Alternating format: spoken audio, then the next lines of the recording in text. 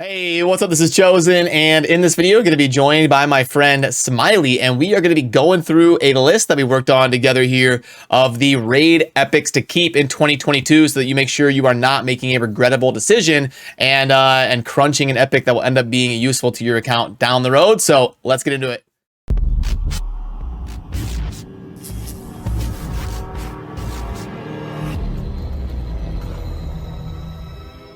Hey, what's up, Smiley? Thanks for joining me. How you doing today? I'm doing great. Thanks for having me on, and I can't wait to talk about this list. Yeah, it's fun, and you know we're doing lists like this. You know, rares to make sure you keep, epics to make sure you keep, and then we'll have to do one centered around legendaries and stuff. There's nothing worse than you're not using a champion and you need something to crunch in a situation during a champ training event or something. You end up crunching it, and then a year later you're trying to build like an unkillable comp, and you're like, oh, why did I crunch my man eater or whatever? And now you need to build a composition. So what we're gonna do here is lay out all of the champions that you're gonna want to make sure you keep at least one copy of, and then we've got it an important score. Obviously, you've got like your best epics in the game, like Stag Knight, and then it goes down to the more niche ones here at the 6s and 5s, and we'll kind of go through and give you some context on these. So yeah, you can go ahead and kick us off, Smiley. All right, so starting with Stag Knight, Stag Knight, I always believe he's one of the best epics in the game, just for the overall utility, attack down, defense down in the A2, and this at the same time, and it's on a 3-turn cooldown, so he can pretty much be utilized anywhere. He's got the decreased speed as well, and the double hit on the A1. He's a really, really good champion, and yeah, if you have him, you definitely want to keep him, and you definitely want to make him for sure. Yeah, when I do account takeovers for like early and mid game people, Stag Knight's one of the first champions I look for. I'm like, do they have a Stag Knight or not? Because yeah, if they do have him, when I go do a takeover, I'm gonna use him everywhere. So yeah, he is an absolute god tier epic. After that is Royal Guard. May have been power crept a little bit by them adding the dungeons that go above level 20. He used to be an absolute legend. He's still really good. But do you think his spot still deserves a 10 even with the new dungeons? I think so, because ever since they brought Hydra into the mix, he is a must-have for Hydra content, especially Nightmare Hydra. Like I was on an account, my friend's account. He has 7 roller guards, and is mainly for Hydra boss. He uses 2 in each difficulty, basically. So I myself have 4 built, and yeah, roller guard is a monster. Stage 21 to 25, there is damage mitigation, like you mentioned, but roller guard is really, really, really good in Hydra boss, especially. So from the early game content to, like you said, he got power crept a little bit ever since 21 to 25 came out, but now he's back into the mix again at full force because of Hydra boss, I would say. Yep, Hydra was some of the newest content that really changed a lot of different values of different champions. Then we have Deacon. So it looks like we've got maybe about 10 champions here that are like must, top 10 epic type god tier champions you want to make sure you have. And Deacon is definitely one of those. He so much general utility. He can be used in some unkillable comps and everything. You're just always going to want a copy of him. For sure. Yeah, the Terminator, like basically a Lysandra kit plus a AoE defense down in the same turn because he goes again. He's so insane with the speed aura as well in all battles. Really, really awesome.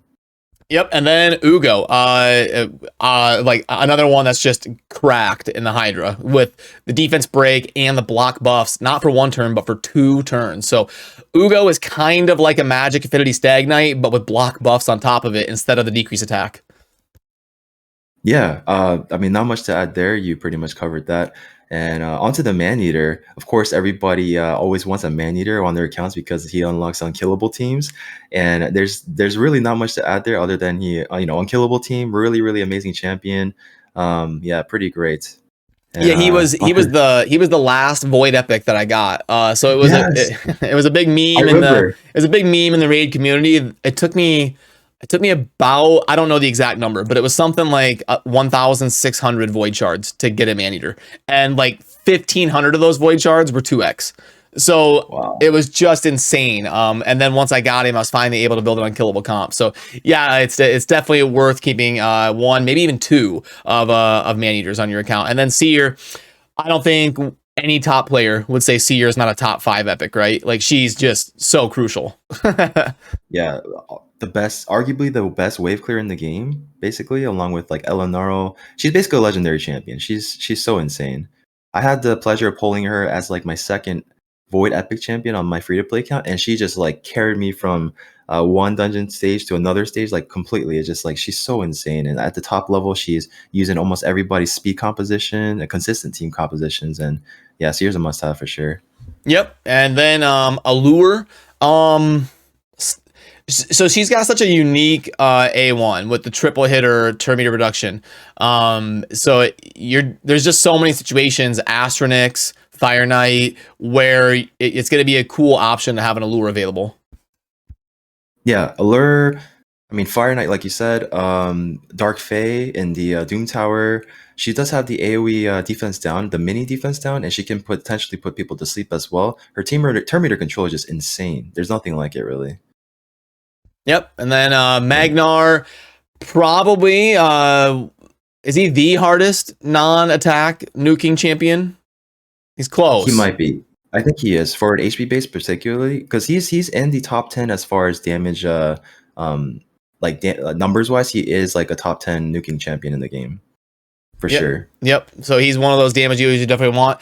Seeker, he's not amazing in areas of the game, but he's used in so many Demon Lord compositions that you want to save a copy for sure. Yeah, he really unlocks a lot of things in the game, like the Bat Eater. Even on like defense arena, I've seen him utilized. I've seen him. I mean, faction wars, he's fantastic too. He is. I wouldn't say like insane, but he just unlocks a lot of different things, which makes him kind of a must-have, basically. And then you can go ahead and lead us off with Geomancer. Yeah, Geomancer. I mean, everybody and their moms and their dads and their brothers and sisters, they all want a Geomancer because of his kit, the HP burn, the reflect. Like, he's just so insane to have for clan boss, for Hydra boss, for faction wars. He is just so good, and he definitely deserves a spot right here because he's so good. Yeah, and then Demetha. So mainly, I think similar to Maneater, like she unlocks potential for some of those compositions that she's one of those champions you might end up needing someday, so you want to hang on to her. Yeah, I mean, it's very similar to the Maneater. There's a lot of unkillable teams that involve her as well. She's too good. She's really good. And then we get into the nines, like Saris. So this will probably be a hot take. Like some people are going to say Saris should be a 10. I think Saris isn't as good anymore as people think she is. Like, she's still really good, but like, I mean, I think she's been power crept a little bit, and her defense break is a 4-turn cooldown. It's not a 3-turn. She's still one of the best mid-game options in the arena. I mean, I don't know. What do you think?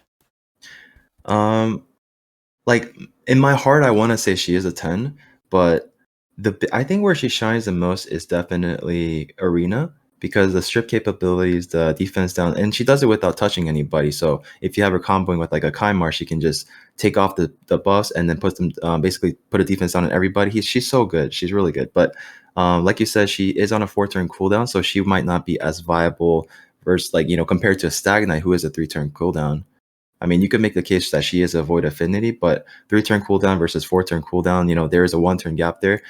She's still great in PvE for sure, but yeah, I mean, Arena she's a fantastic champion. She's basically like a queen of Arena, I guess you could say. But one more thing I do want to add, though, is I used to use Madame Cirrus a lot back then when I was pushing Platinum, but I found myself more and more not using her as much. And I started adding in, maybe if I had the fastest Siphi in the world, then maybe I could use the Madam, but I don't. So I kind of have to fill that spot with the Hegemon to be able to keep up with the other whales out there and the other speed demons out there. So yeah. Okay, cool. Yeah. And then, I mean, so we don't need to go through every single champion individually, but for the ones that are 10s, we did want to provide some perspective. So in the 9s, I did want to talk about Saris, though, because I think that'll be a hot take, not having her as a 10. One thing worth noting is the referral champ. Definitely want to hold on to that one because an insane passive. I love the passive. They're trying out like a new thing there. Yeah, and on top of that, she also has I believe she has the AoE or the full revive on everybody, right? The full team revive? I'd have to pull it up. I don't have her kit memorized yet, but yeah. Yeah, but she's definitely a fantastic champion for sure. Yeah. Yeah, and then you've got Uragrim actually got nerfed, but he was like a top 5 god tier epic, still really good. Fane can be an unkillable DPS, so you definitely want to keep a copy of her. Duck is like kind of Ugo and Stagnite in that similar vein of just a general utility amazing epic. Doom Priest, crazy carry for Knight Revenant. Rector, one of the best general utilities epic in the game. And then I'll let you kind of talk about a few for a little bit too, like with Shamel and stuff.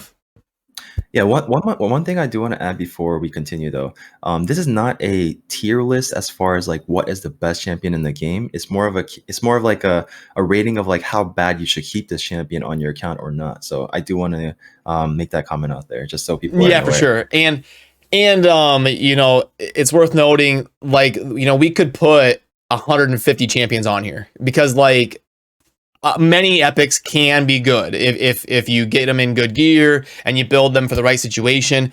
What we're trying to do is lay out ones that are that kind of fill a role that like you won't be able to do what they do without them. Like for instance, Maneater. Like when you go to build an unkillable composition, if you fed your Maneaters, you might be in a situation where like you don't have a replacement. For some of these champions out there that are like decent damage dealers and stuff, there are replacements. So like we're trying to hit that like regrettable can't replace them type tier, but we do have some down here when we get into like, you know, the Cadens and the Durs. It's like when you go to clear a certain faction, you may want them as like a reviver. Yeah. So continuing, where do we leave off? It was like in the 8s around Shamel. Oh yeah. So if you scroll down a little bit, yeah, I mean most of these champions are. We got the Husk with the massive nuke, very similar to the Royal Guard, especially if it's on a bad affinity for Royal Guard. So he fills up that slot very well.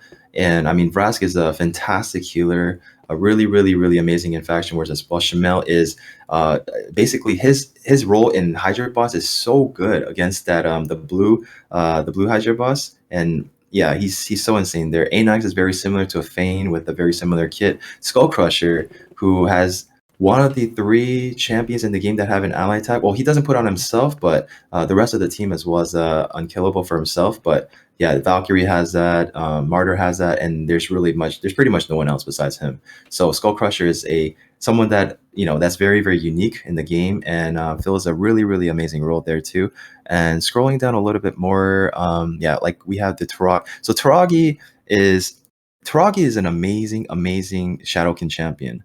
So he's so good in faction wars, and he feels like he pretty much is.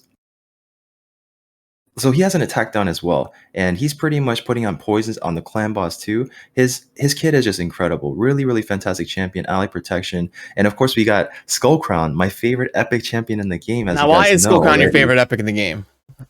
It's because of the amount I used her when I was starting the game back then, and it's just like I just fell in love with her because I pretty much use her everywhere. And then eventually more and more champions came out, and then she eventually got replaced. I even used her in my campaign, and I said to myself, I'll never ever replace her with any other campaign farmer.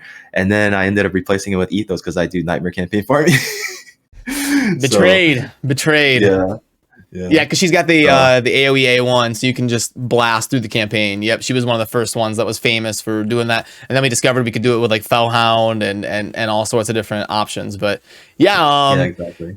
You know, then you get into the more niche ones that are still really solid. But you know, you've got your Tayrells, your Genbos. I mean, you could almost argue Genbo's close to Skullcrown, I guess, as like an 8.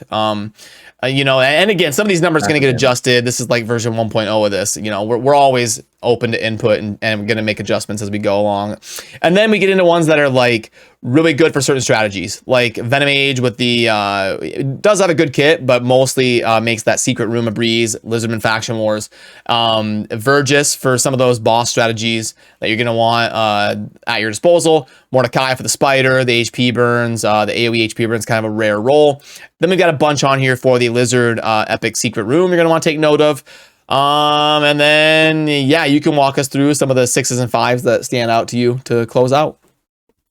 Yeah, so a lot of these champions, if you guys, you might see the theme here, but a lot of these champions that we have in the list is champions that have revive capabilities, and those are very rare and unique, especially to faction wars when you're doing that, because we all know that revive is, you know, it's a fail safe. if you mess up, you can just pick everyone back up and just go again. So that is a huge role to fill for these champions here. So we have like the Geforce, we have the Duck, we have the some other champions here. The Dark, what was it again? I forget. Caden, Dark Caden. Yep, Caden. Right? Yep, and there's a few of them. Cardinal's a reviver, but also has some fun strats. Yep.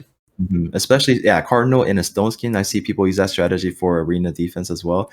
I mean, a lot of these champions, again, we are not trying to say that these are the worst champions in the game and by the tier list. We're just trying to say based off like what your needs might be. And it's going to be different for everybody. You know, not everybody's going to need a revive in a particular faction, but just we try to take like an overall perspective of this list here. Yep, and there'll be ones like that people think of, you know, like Whisper can crank out damage against the Hydra. I mean, the list is endless, really. I mean, and we'll kind of expand it as we go, but definitely like your 10s and 9s and 8s are ones you are not going to want to crunch. You're going to want to make sure you've got a copy ready to be built of some of these champions here for your account. But yep, we will link to this sheet down below if you want to pull it up, and then we will also work on getting it onto raidshadowpro.gg, where we are continuing to work on resources and get things developed here over the last few months with the beta launch of that. But yeah, anything else you want to say on the way out here, Smiley? No, that's pretty much it. Thanks for having me on once again. Yeah, you bet. Yeah, and I'll link to Smiley's channel down below. You definitely want to check it out as always. Smiley cranking out some good raid content over there as well. Well, thanks for taking the time to join me, Smiley. Have a good one. Thanks. See you guys.